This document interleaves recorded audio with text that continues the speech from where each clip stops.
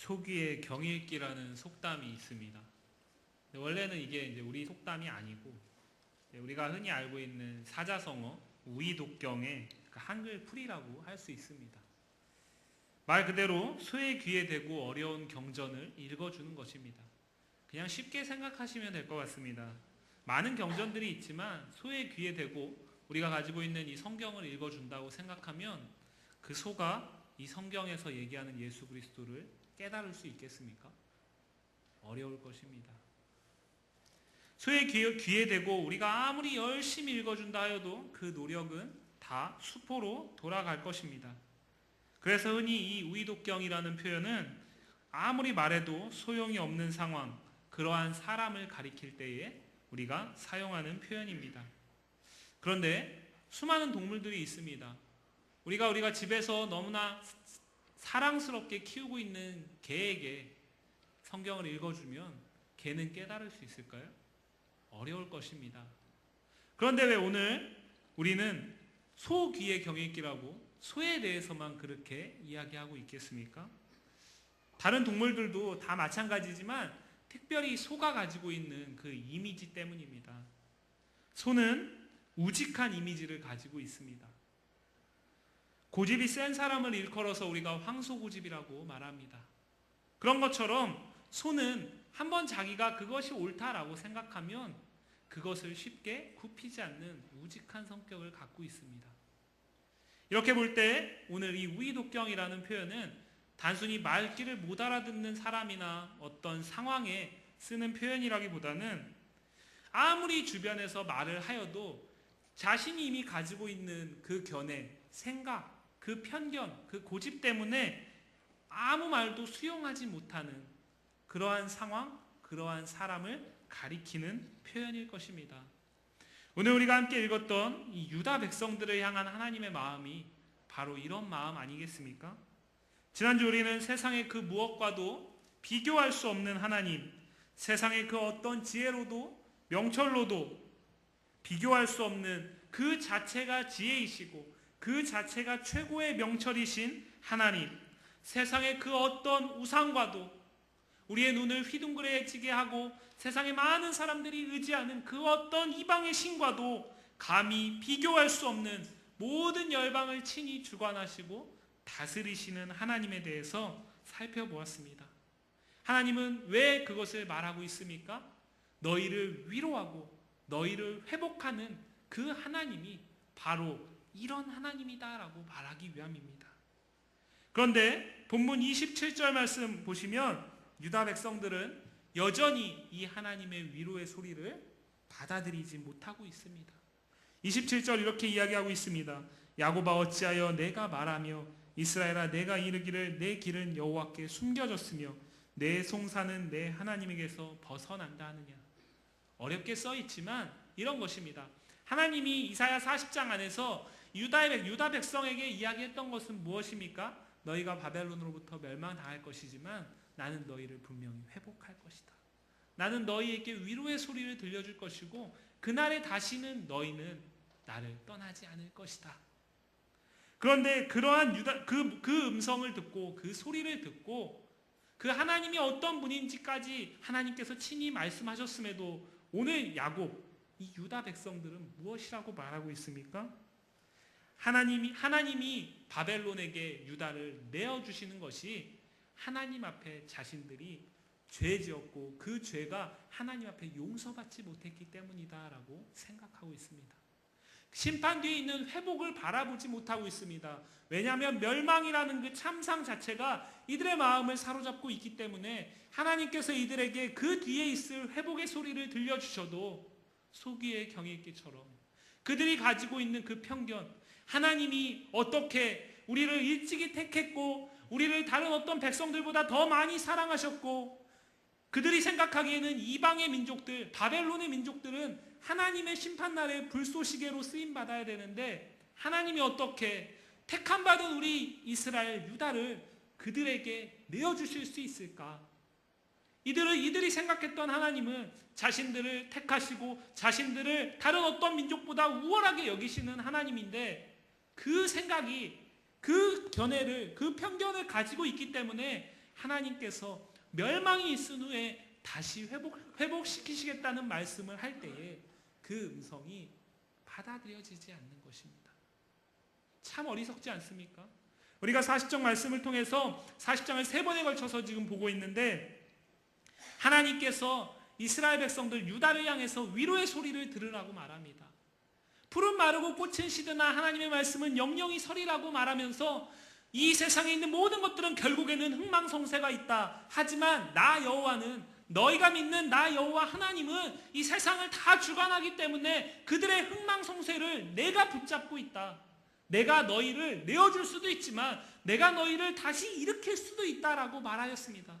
그것을 믿지 못하니까 하나님께서는 다시 이들의 역사를 돌아보게 하십니다. 내가 너희를 만들었고 출애굽을 내가 인도했고 너희의 조상들 가운데 내가 함께했다라는 것을 너희가 들어서 알고 있지 않느냐라는 것입니다. 그럼에도 불구하고 오늘 이 야곱이라고 불려지는 유다 백성들은 여전히 하나님의 그 음성에 귀 기울이지 못하고 있다라는 것입니다.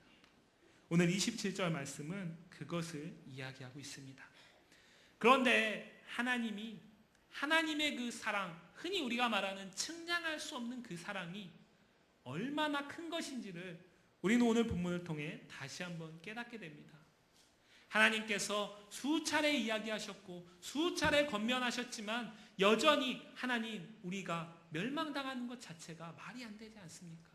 하나님, 우리를 멸망당하지 않도록 구원해 주셔야지 어떻게 멸망시키시고 회복시키겠다라고 말씀을 하십니까?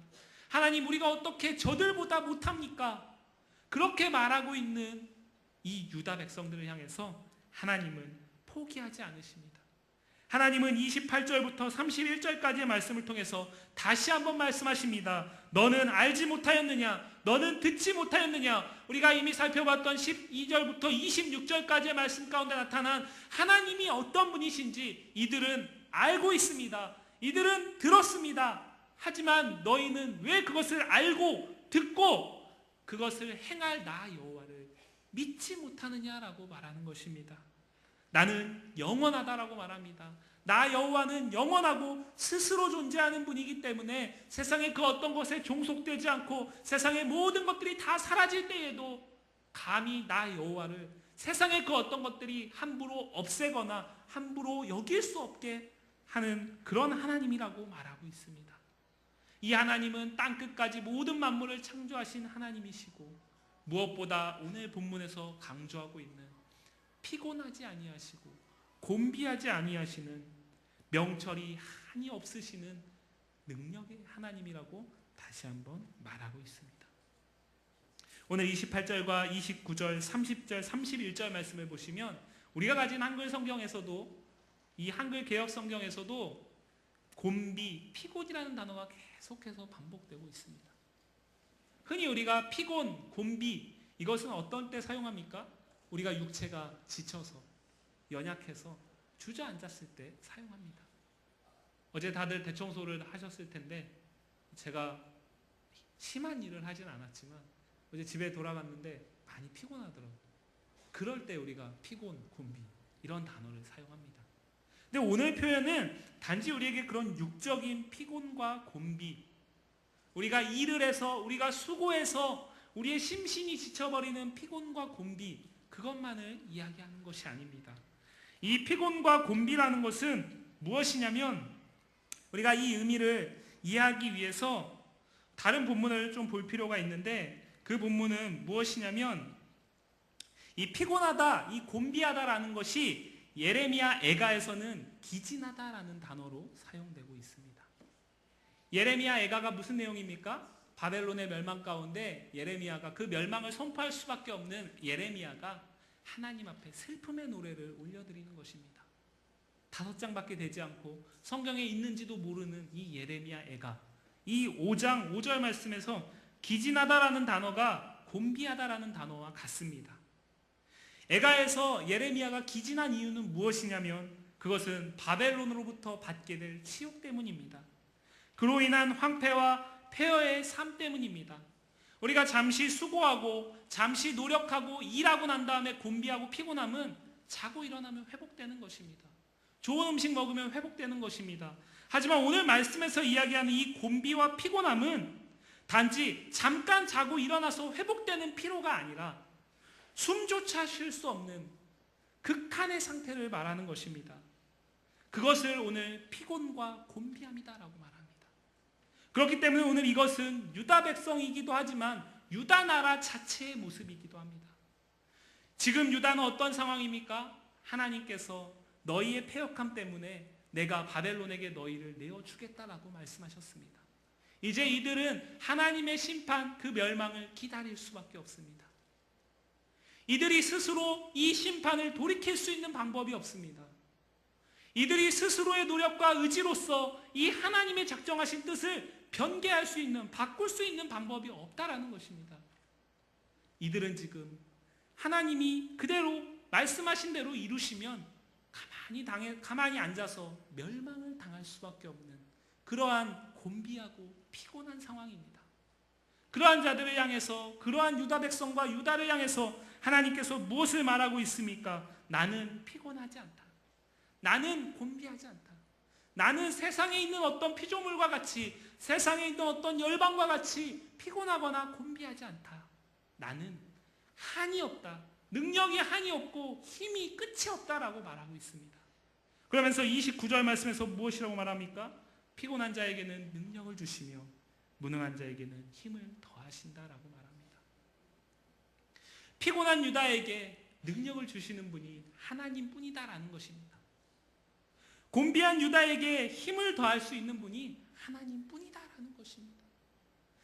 너희가 믿는 하나님, 너희를 회복시킬 그 하나님, 지금 너희에게 말하고 있는 나 여호와 하나님은 너희가 곤비하고 피곤한 이 상황 가운데서 유일하게 일으킬 수 있고 회복시킬 수 있는 단 한 분이다라는 것입니다. 이 말씀은 왜 하시는 것이겠습니까? 그러니 제발 나의 회복의 그 소리를 들으라라는 것입니다. 너희의 마음 가운데 있는, 너희가 이미 알고 있는 그 하나님에 대한 그 지식을 가지고 지금 내가 말하는 것을 받지 못하는 자가 되지 말고, 지금 이 자리에서 말하고 있는 나의 음성을 듣고 하나님이 어떤 분인지를 알아라. 하나님이 어떤 분인지를 듣지 않았냐? 그렇다면 지금의 너희의 상황 가운데 유일하게 의지할 수 있는 것이 내 음성, 내 말뿐이지 않겠느냐? 제발 나 여호와를 의지하라라는 것입니다. 소년이라도 피곤하며 곤비하며 장정이라도 넘어지며 쓰러진다고 말합니다. 소년과 장정이 피곤하고 쓰러지고 곤비하고 넘어지면 어린아이와 노인은 당연한 것 아니겠습니까? 모든 피조물들은 결국에는 한계가 있다는 것입니다. 소년의 때에는 절대로 피곤하지 않을 것 같고 그 젊음이 영원할 것 같지만, 장정이 가지고 있는 그 힘이 영원할 것 같지만, 그것은 몇십 년의 시간이 흐르고 나면 다 그 사람들에게서 사라지는 것이다 라는 것입니다. 그렇기 때문에 소년이라도 장정이라도 피곤할 수 있고 곤비할 수 있다라는 것을 인정하고, 곤비치 아니하시고 피곤치 아니하시는 나 여호와 하나님을 의지하라라는 것입니다. 오늘 말씀 29절 말씀에서 무능한 자에게 힘을 더하신다라는 표현을 우리가 다시 한번 보기를 원합니다. 무능한 자에게 힘을 더하신다라는 표현은 우리가 흔히 생각하는 그런 것이 아닙니다. 어제 제가 집에 가니까 저희 어머니가 제가 좀 피곤해 보였나 봐요. 대청소를 하고 갔잖아요. 제가 열심히 못했지만 대청소를 하고 갔잖아요. 다들 피곤하셨겠지만 저희 어머니가 아들이 그러고 오니까 좀 안쓰러우셨나 봐요. 그래가지고 광서야, 저희 어머니가 저한테 김목사라고 안 그러시거든요. 광서야, 건강관리를 해야 되겠다. 저는 그랬죠. 아이고 걱정하지 마세요. 밥 잘 먹고 아침에 축구하고 또 운동도 열심히 하고 있어요. 그랬더니 운동도 해야 되지만 보약을 먹어야 되지 않겠냐, 그렇게 얘기하시더라고요. 그 보약을 먹으면 조금 더 기력을 회복하는 데 도움이 되지 않습니까? 오늘 말씀에서 이야기하는 그 무능한 자에게 힘을 더하신다라는 것은 그런 것이 아닙니다. 제가 보약을 먹지 않아도 일을 하고 수고하고 나면 조금 더 빨리 지치지만, 회복이 조금 더디지만 살 수는 있습니다. 오늘 무능한 자에게는 힘을 더하신다라는 표현은 무엇이냐면 여기서 무능하다라고 말할 때 이 무능은 영어로 nothing을 이야기합니다. 아무것도 없다라는 것입니다. 그리고 힘을 더하신다라는 표현에서 이 힘을 더하신다라는 이 표현의 힘 앞에 파워, 우리가 흔히 얘기하는 파워가 힘 아닙니까? 그 앞에 영어 성경에는 한 가지 단어가 더 붙어 있습니다. 그것은 무엇이냐면 full이라는 단어입니다. full power라는 뜻입니다. 무엇이냐면 무능한 자에게 힘을 더하시는 하나님은 내가 스스로 무엇인가를 할 수 있을 때 보조하시는 힘으로서의 하나님이 아니라 내가 스스로 아무것도 할 수 없는 곤비하고 피곤한 극한의 상황 가운데 숨조차 쉴 수 없는 그 상황 가운데 나를 일으켜 세우시는 하나님이 힘으로 역사하신다라는 것을 말하는 것입니다. 쉽게 예를 들면 이런 것입니다. 핸드폰을 다 갖고 계시죠? 핸드폰이 완전히 꺼지는 0%의 상태를 경험하셨습니까? 0%의 상태가 되면 그 어떤 노력을 해도 킬 수 있는 방법이 없습니다. 방법은 단 한 가지, 다시 충전하는 것뿐입니다. 10%의 상태에서는 얼마든지 껐다가 킬 수 있습니다. 하지만 0%가 되면 외부에서 전기의 힘을 통해서 외부의 동력이 공급되지 않으면 핸드폰은 살릴 수가 없습니다. 오늘 무능한 자에게 힘을 더하신다는 것이 그런 것입니다. 조금이라도 내 힘과 내 의지와 내 능력으로 무엇인가를 할 수 있다라고 생각하는 사람에게 하나님께서 보조로서의 힘을 주시는 그런 것을 의미하는 것이 아니라 내가 할 수 있는 것이 이제 아무것도 없습니다. 내가 이제 의지할 것은 주님밖에 없습니다. 그렇게 고백하고 인정하고 하나님 앞에 나아오는 자에게 그렇게 엎드려서 스스로 발 한 걸음도 딛지 못하는 자에게 부어주시는 힘, 그 힘으로 일어나는 것을 말하는 것입니다. 사도행전 3장을 보시면 또 이것을 이렇게 표현하고 있습니다. 사도행전 3장에 보면 오순절 마가의 다락방에 성령이 임한 이후에 베드로와 요한이 성전 미문 앞에 앉아있는 안진뱅이를 만납니다. 그전에도 늘 기도할 때에 만났던 자입니다. 하지만 그날따라 그 안진뱅이가 더 불쌍해 보였나 봅니다. 그래서 그 안진뱅이를 향해서 다가갔습니다. 안진뱅이가 베드로와 요한에게 요구했던 것은 무엇이었습니까?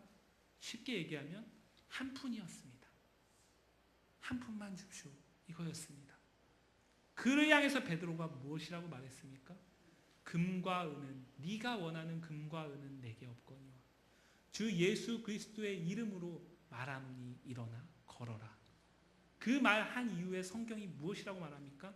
베드로가 그 안진뱅이의 손을 잡고 일으키자 발에 힘이 생기고 일어나서 걸었다라고 말합니다. 이 안진뱅이가 경미한 안진뱅이여서 그런 것이 아닙니다. 늘 그 성전 미문 앞에 오랫동안 앉아 있었던 자입니다. 세상의 그 어떤 의술로도 세상의 그 어떤 방법으로도 일으킬 수 있는 방법이 없는 자였습니다. 나싱의 상태였습니다. 하지만 그 자에게 베드로는 다가가서 능력으로 예수 그리스도의 이름의 능력을 선포했습니다. 그 예수 그리스도의 이름을 주었습니다.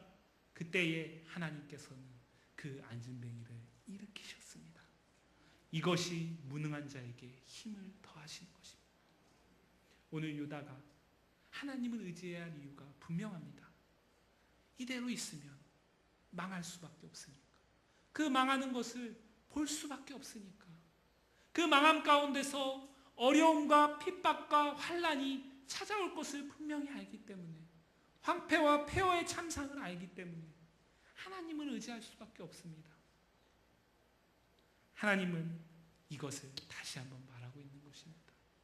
나는 너희가 아무것도 할 수 없는 그때에, 너희가 스스로 할 수 있는 것이 아무것도 없는 그때에 나는 너희에게 힘을 주어서 일어나게 하는 하나님이다. 그때에 나는 너희를 회복할 것이다. 나의 위로의 소리를 들으라 라고 말하는 것입니다. 오늘 31절 말씀 우리 다 같이 읽겠습니다. 31절 말씀 읽습니다. 시작.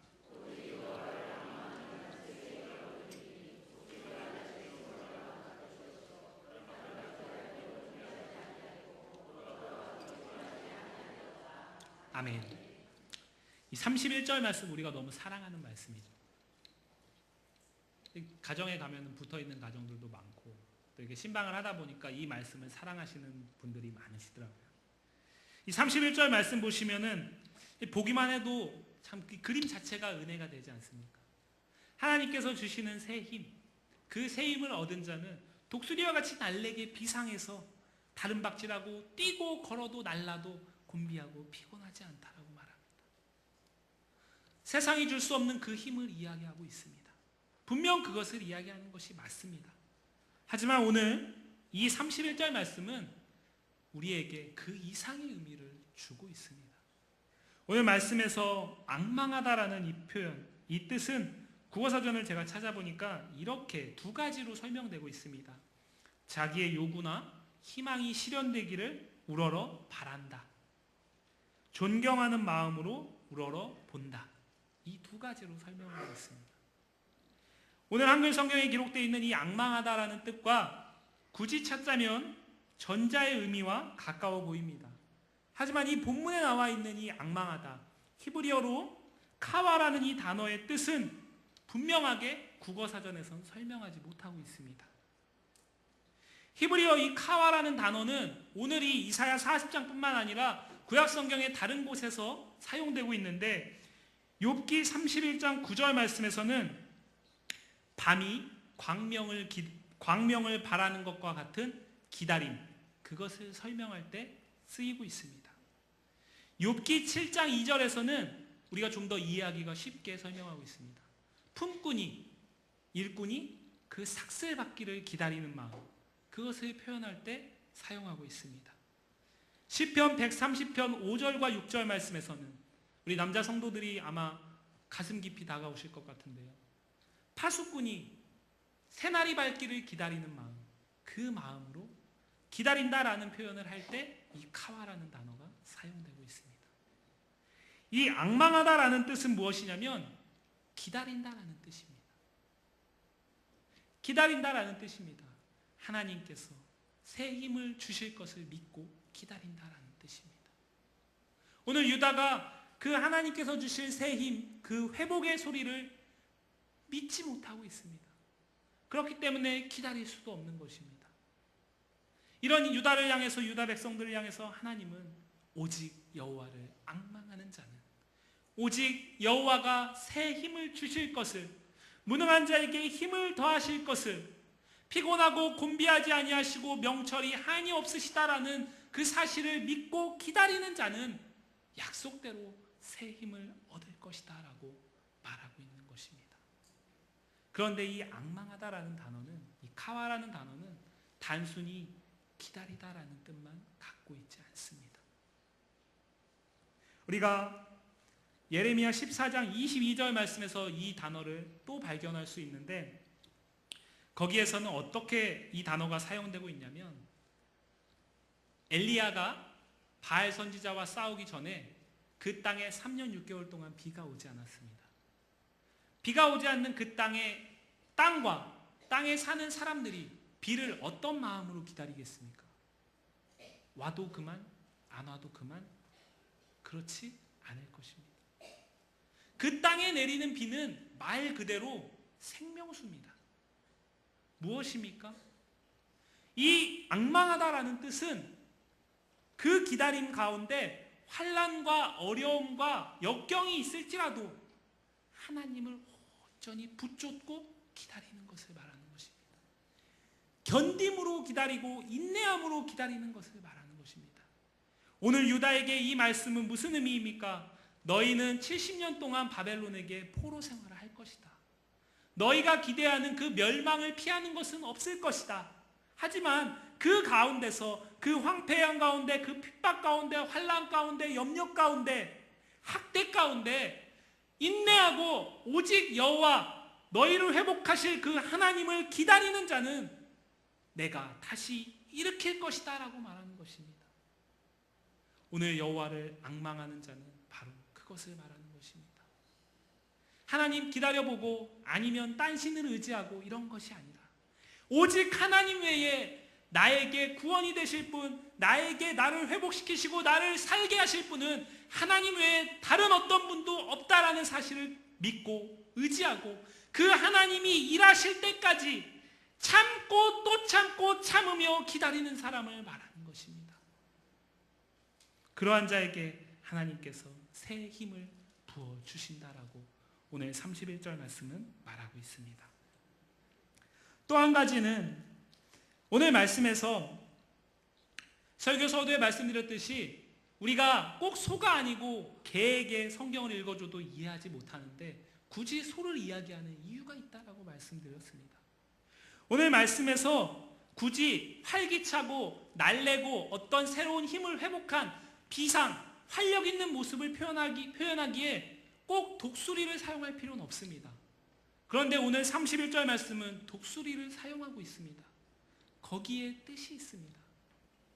출애굽기 19장 4절 말씀을 보시면 출애굽 가운데 인도하신 하나님을 말할 때 하나님이 이스라엘 백성들을 향해서 내가 너희를 독수리 날개로 업어서 인도하였다라고 말합니다.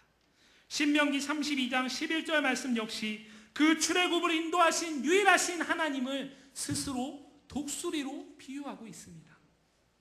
시편 103편 4절과 5절 말씀은 출애굽뿐만 아니라 다윗의 시인데요. 다윗의 인생 가운데 유일한 구원자, 유일한 속량자, 긍휼과 인자를 베푸시는 그 하나님을 독수리로 표현하고 있습니다. 그렇다면 오늘 이 표현은 무엇입니까?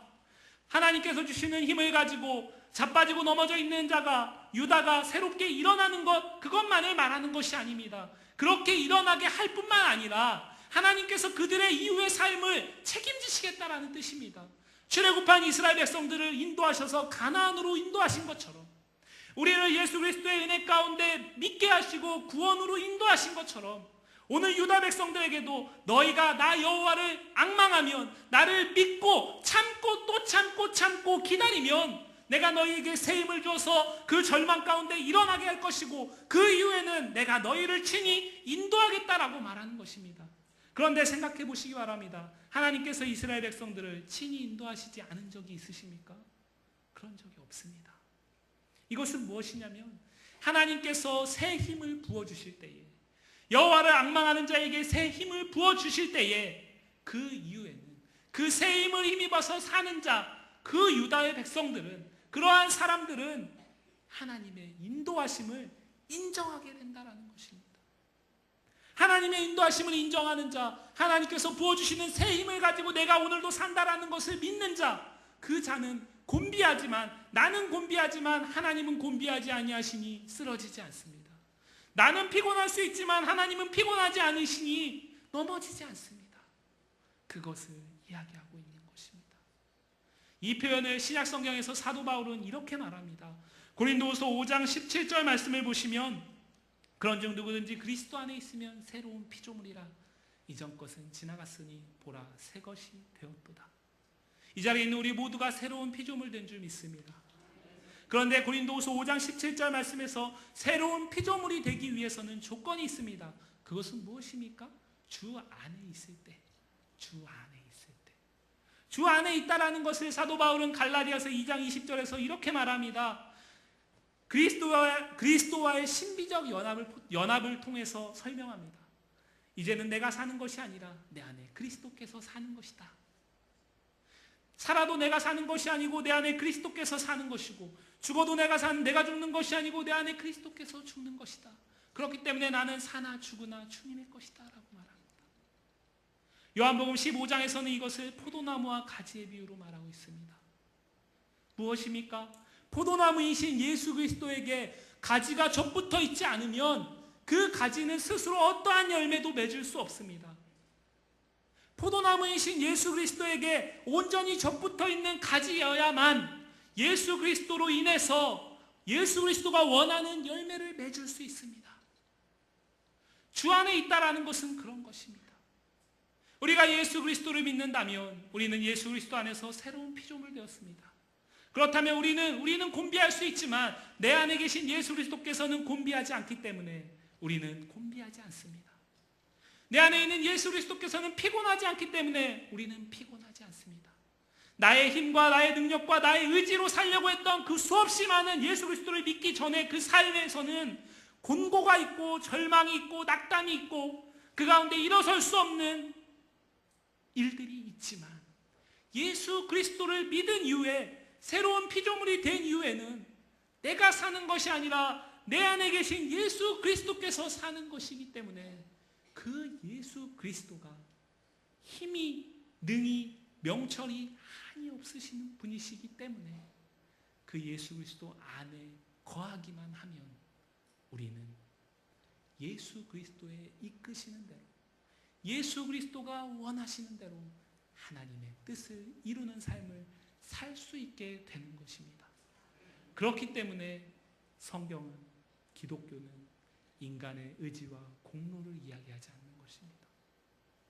예수 그리스도를 믿은 이후에 예수 그리스도가 우리에게 주시는 그 새 힘, 그것은 우리의 의지와 우리의 노력과 공로로서 그 노력을 새 힘이 더해질 때에 하나님께 의가 될 수 있는 그런 것이 아닙니다. 나는 죽고 예수만 사는 것, 그것이 오늘 이야기하는 오직 여호와를 앙망하는 자에게 새 힘을 부어주시는 하나님의 모습임을 기억하시기를 원합니다. 오늘 본문은 우리에게 무엇을 말하고 있습니까? 먼저는 하나님을 아는 것의 중요성입니다. 하나님이 어떤 분이신지를 아는 만큼 믿을 수 있습니다. 유다 백성은 왜 하나님의 위로와 회복을 믿지 못했습니까? 그들이 믿는 하나님, 그 하나님은 다른 이방 민족에게 자신들을 내어줄 수 있는 하나님이 아니셨기 때문입니다. 하나님이 오늘 말씀하시는데도 그들이 과거부터 그들의 생각 가운데 갇혀있던 그 하나님에 대한 지식, 그 알 때문에 오늘 하나님의 음성을 듣지 못하고 있습니다. 그야말로 우의독경의 모습이라 아니할 수 없습니다. 그저 자신들을 다른 모든 민족 가운데 구별하신 하나님, 그래서 결코 이방에게 자신들을 내어주지 않으셔야 마땅하신 하나님이라고 알고 있습니다. 이렇게 하나님을 알고 있는 유다에게 바벨론에게 멸망당한다라는 사실은 도저히 받아들일 수도 믿을 수도 없는 것입니다. 우리 역시 이런 오류에 쉽게 빠집니다. 우리도 우리가 믿고 싶은 하나님, 우리가 알고 싶은 하나님에 대해서만 알려 하고 믿으려 합니다. 우리의 지식은 한계가 있습니다. 하지만 오늘 이 말씀을 통해서 이야기하시는 그 하나님은 우리에게 우리의 지식에 매이시는 하나님이 아니라 한이 없으시고 명철이 한이 없으신 하나님이시기 때문에 내가 도저히 받아들일 수 없는 그 하나님의 모습일지라도 이 성경을 통해서 우리가 알게 된다면 그것 또한 우리가 알고 믿어야 할 하나님의 모습임을 기억하시기를 원합니다. 성경을 통해서 하나님은 우리에게 자신을 드러내 보이십니다. 이 성경을 통해서 보고 싶어하는 하나님만 보는 것이 아니라 보여주시는 대로, 들려주시는 대로 하나님에 대해서 아는 것이 중요합니다. 그래야 우리는 하나님을 온전히 알고 온전히 믿을 수 있습니다. 이런 이유로 호세아 선지자는 패역한 북이스라엘 향해서 외쳤습니다. 여호와를 알기에 힘쓰자. 오늘 우리에게 주시는 하나님의 말씀이 되기를 원합니다. 온전히 아는 것, 바르게 아는 것이 하나님을 바르게 믿게 하는데 꼭 필요한 것임을 기억하시기를 원합니다. 이 알을 통해서 우리는 바른 믿음을 가질 수 있고 오직 여호와를 앙망함으로 새 힘을 얻게 되는 것입니다. 국민일보 기자 이태영 씨가 쓴 더 있다라는 책에서 우리가 하나님을 안다는 것, 그 알을 통해서 믿는다는 것의 의미를 설명하고 있습니다. 함께 생각해 볼 여지가 있어서 잠깐 나누려고 합니다. 외줄타기 명인이 있습니다. 나이아가라 폭포 위를 외줄을 타고 건너는 명인이 있습니다. 단 한 번도 실패한 적이 없습니다. 사람들은 누구나 믿습니다. 그 사람이 오늘도 나이아가라 폭포를 외줄타기로 건널 것이다 라고. 이것은 믿는 것이다 라고 표현하지만 지적으로 동의하는 것입니다. 이게 진짜 믿는 것이 되려면 우리가 아는 것, 동의하는 것이 진짜 믿는 것으로 연결되려면 그 사람 등에 올라타서 함께 외줄타기를 해서 나이아가라 폭포를 건너야 됩니다. 우리가 예수 그리스도를 알고 있습니다. 우리가 예수 그리스도를 믿는다고 합니다. 하지만 예수 그리스도를 믿는다는 것은 결코 지적으로 동의하는 것이 아닙니다. 말씀을 들을 때에 그렇구나, 그것으로 끝나는 것이 아닙니다. 하나님은 그런 분이셨어, 그것으로 동의함으로 끝나는 것이 아닙니다. 그렇다면 이제 내가 그 하나님의 알게 하시는 그 하나님의 음성 가운데 나를 내어 맡기는 것이 믿음인 것입니다. 외줄타기를 하는 그 명인을 바라보고서 저 사람은 오늘도 건널 거야 라고 말하는 것은 쉽습니다. 하지만 그 사람의 등에 올라타고 함께 건넌다라는 것은 쉽게 선택할 수 있는 일이 아닙니다. 믿음은 희생을 요구합니다. 예수 그리스도를 믿는다는 것은 단지 우리가 우리의 머리를 채우고 지식을 확장시키는 것이 아니라 하나님 앞에 하나님 그렇습니다, 하나님 내가 그러한 하나님을 믿습니다, 오늘도 성경을 통해 보게 하시니 감사합니다, 여기서 끝나는 것이 아니라 그 하나님이 오늘도 이 말씀 통해서 나에게 알게 하셨구나, 그 하나님께 내 삶을 드리면서 그 하나님과 함께 사는 것입니다. 그것이 바른 믿음입니다. 사랑하는 성도 여러분, 여호와를 알기에 더욱 힘쓰기를 원합니다. 그리고 그분의 뜻을 위해서, 영광을 위해서 인내하며 구원의 날을 기다리시기를 원합니다. 여호와를 앙망하는 것, 거기에는 견디는 시간이 있습니다. 세상 가운데 우리가 그리스도인으로서 여호와를 앙망하며 살 때에 우리는 핍박과 환난이 당연히 있습니다. 왜 있겠습니까? 우리가 앙망하는 그 여호와가, 우리가 믿는 그 예수 그리스도가 세상의 권세 잡은 자와 대적되기 때문입니다. 우리가 여호와를 앙망함으로 새 힘을 주실 때에 그 새 힘으로 사는 자는 필연적으로 세상의 권세 잡은 대적들과 피터지게 싸울 수밖에 없습니다. 그들은 우리를 계속해서 무너뜨리려 하고 낙담하게 하고 좌절하게 합니다. 그것들을 견뎌야 됩니다. 그것들을 이겨내야 된다는 것입니다. 오직 여호와를 앙망하는 자, 그것은 핍박을 피하는 것이 아니라 환난과 박해를 받지 않기를 기다리는 것이 아니라 환난과 핍박이 내게 찾아올 때에 그 환난과 핍박 가운데서 나를 건지시리가 오직 여호와 하나님뿐이심을 믿고 그분이 일하심을 기다리는 자입니다. 이 자리에 있는 우리 모두가 그러한 온전한 믿음을 가진 자가 되기를 원합니다. 내가 믿고 싶은 믿기 편한 하나님을 아는 것이 아니라 하나님의 말씀을 따라 그분이 알려주시는 하나님을 가감없이 온전히 알고 믿음으로 오직 여호와 하나님의 영광을 위해서 참고 또 참고 참으며 기다리는 새로운 피조물된 예수 그리스도와 합력하여 선을 이루는 성도 되시기를 주님의 이름으로 간절히 축복합니다. 우리 시간 함께 기도하겠습니다.